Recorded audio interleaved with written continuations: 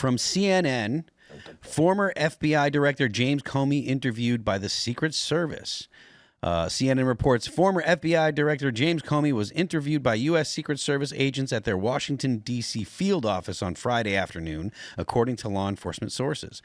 Comey was interviewed by agents investigating a social media post he posted Thursday showing shells in the sand on a beach spelling out 8647, which has become a popular social media code for removing Trump from the presidency. Well, that's not what the Secret Service is talking to him about. It's not about, they're not talking to him just because it was about removing Trump from the presidency. Yeah. We'll get into that in a minute. Wave removal. Comey was not in custody and appeared voluntarily, a source said. Trump and fellow Republicans have attacked Comey for the post demanding an investigation. Comey knew exactly what it meant, Trump said in a Fox News interview. A child knows what it meant. If you're the FBI director and you don't know what that means, that meant assassination. In explaining why he removed the post, Comey wrote on Instagram that he had posted earlier a picture of some seashells I saw today on a beach, which I assumed were a political message. It was expected that Comey will be asked if he intended the message as a threat or to inspire others who might consider an act of violence against Trump, the source said. Ultimately, a decision on whether the case is chargeable as a threat against the president may lie with the U.S. attorney in Washington. Look, it's my sense that this was not actually a threat, but I don't feel bad for Comey getting hauled in to talk to the Secret Service or the FBI, first of all. And second of all, I do think that it's worth noting Donald Trump had two actual attacks on his life during the campaign. There was another person that tried to jump on stage and tried to grab Trump, and I'm not sure exactly what happened to that guy. I don't know if that would count as an attack on his life, but it certainly put his safety into question. There was the May 29th attack on the White House during the riots. So, and then on top of that, it is essentially considered perfectly normal to threaten the president's life on social media or to make those kind of threats, or has been. There's that realtor guy. What? The realtor guy who did it from his car, who called for violence against the president. Oh, yeah, the Secret Service picked him up. Yeah. These things are happening regularly. And as former head of the FBI, I think at the very least, saying 8647 is incredibly irresponsible. And I don't have any problem with them dragging him in. He just thought he was being cool. He's like, hey, guys, look at me. He actually didn't find these. There's no family out there hanging out, going on the beach, having a good time. They're going to decide to write 8647 nice like that in the sand so someone can find him later. He just wanted points. You know, he's like, hey, I'm cool. I said, let's 86 to 47, and now he's cooler in their eyes. He's just a troll, piece of S. And, in 2022, there were 74 arrests of citizens for threats against President Biden. The number of arrests that have happened over the 8647 post is 0. Mm-hmm. Right now, there's just been questioning by the Secret Service. So the left needs to check their hypocrisy here, because they're the ones who set the precedent here, that social media threats are arrestable now. They're the ones who set that precedent. Perhaps they shouldn't have spent the last 4 years weaponizing the government against average Americans. That's just a thought there, is that if we're going to be free speech absolutists, they should have been free speech absolutists too. Yeah, I mean, look, the FBI was arresting parents for going to PTA meetings or parent-teacher meetings. They were arresting people for trying to go to church. I'm not sure if the FBI was doing that. It was probably local law enforcement. But the left has been doing They love it. all that it can do to chill people that have unfavorable opinions from expressing those opinions. And like I said, I don't have any kind of problem with them applying some pressure to Comey about this. I didn't take it as a threat against the president. From what I understand, that was a term that was used like in Prohibition about sending people out the back of the bar when the cops showed up. But, like you said, turnabout is fair play. Am I really going to lose any sleep over it? Plus, he was the head of the FBI. It's not like he doesn't understand the gravity of his actions. Like, you can't tell me that he's just like some 20-year-old on social media who said something stupid for the first time. No. I'm not going to believe that you're that dumb, and if that means that you have to have a discussion with them about that, then that just seems that you don't understand the weight of your own actions, and I don't buy that. Yeah, I think he knows full well exactly what he was doing. And again, I don't I'm not of the opinion that he was saying that there should be an attempt on Trump's life or that he was trying to imply that.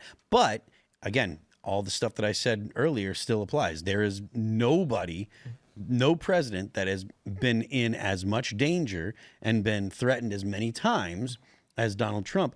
And it is because of the behavior not only of the crazies out there, but because of the rhetoric that comes from the left. Did Trump say anything about this? Did he respond to this in any way? Oh yeah, he said Comey knew exactly what that meant. Trump said in a Fox News interview, a child knows what that meant. If you're the FBI director and you don't know what that meant assassination. So yeah, he knows.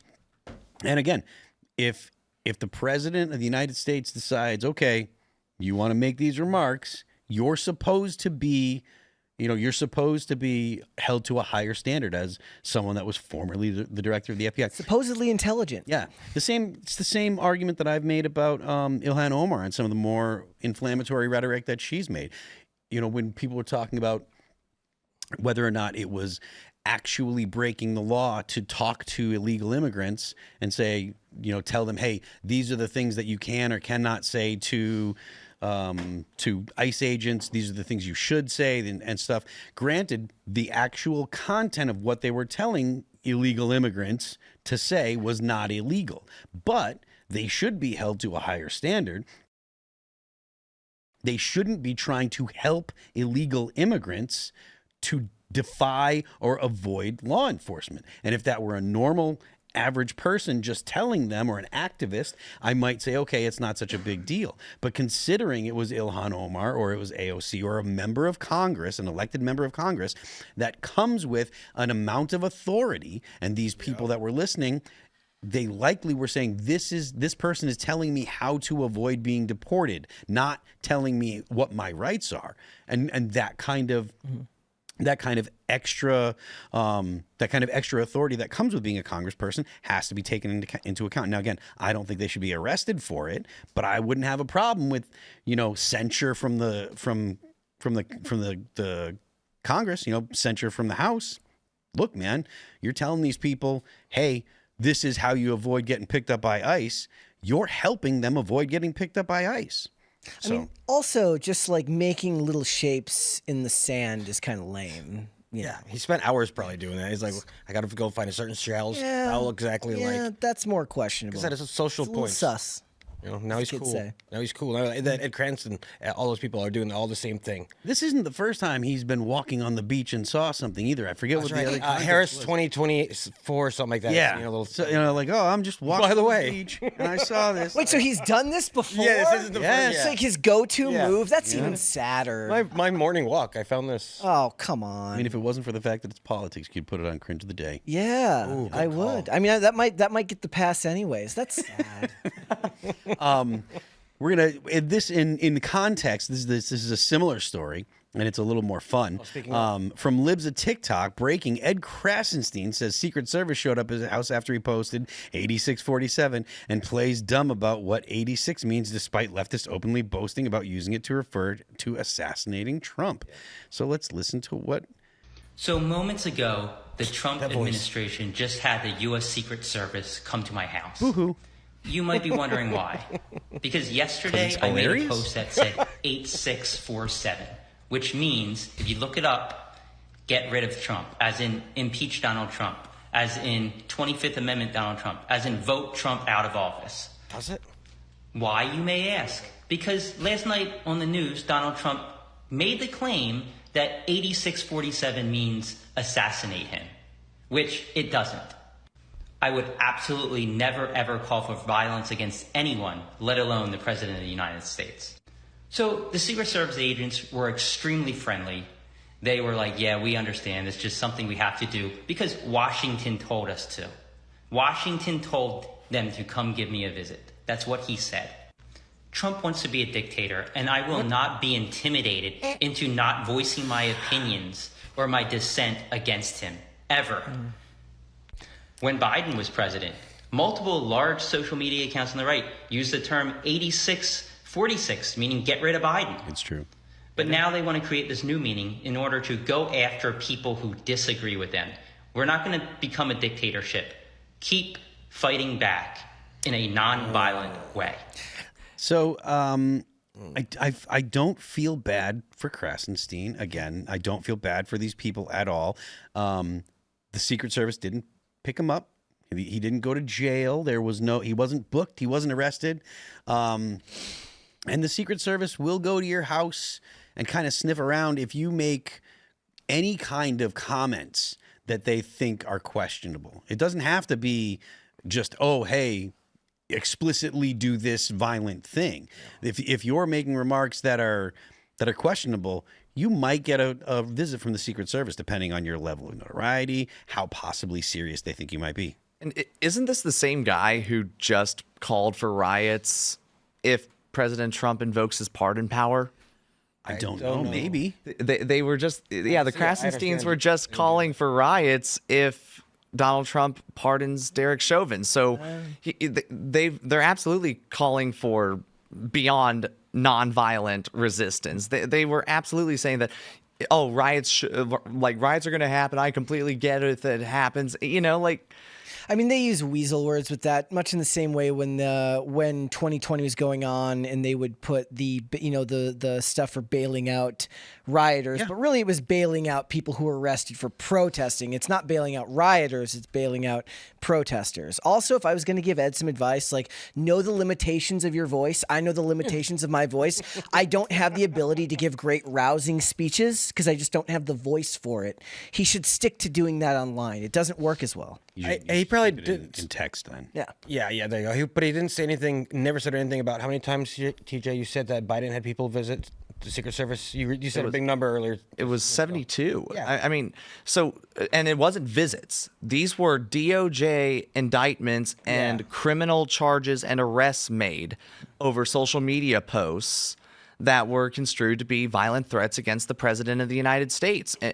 So this idea that the left didn't do this and, oh, if people said this about Joe Biden, nothing happened to them, is nonsensical. Yeah, Ed, where were you then? Yeah.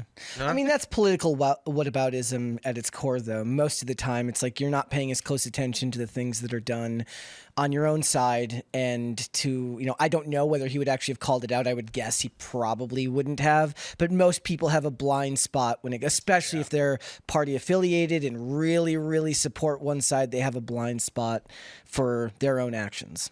Yeah, I mean, that's a very charitable way to take it, or to. I'm not saying that that's true here. I'm saying in general, people do. Well, yeah, I mean, I agree. And I think that when it comes to the professional people like the Krassensteins, I mean, their job is to get on Twitter and hate on Republicans and hate on he's Trump. paid, Handsomely. paid by the parties. So and I'm not sure which organization, but, it is his professional job.